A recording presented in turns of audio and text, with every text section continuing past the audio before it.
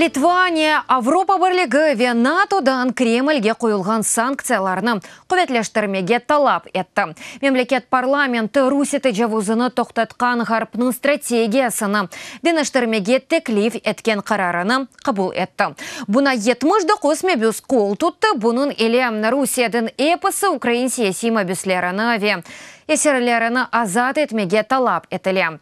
Қайды етілеке, егер Русия якын заманда бұл талапларны әмелге кечірмесе, Авропа бірлігі ве НАТО мемлекетлері Русияның газ ве малеви секторларына яны санкциялар қоймақ ве мемлекетінің SWIFT одевлер системасындан айырмақ керек олажақ.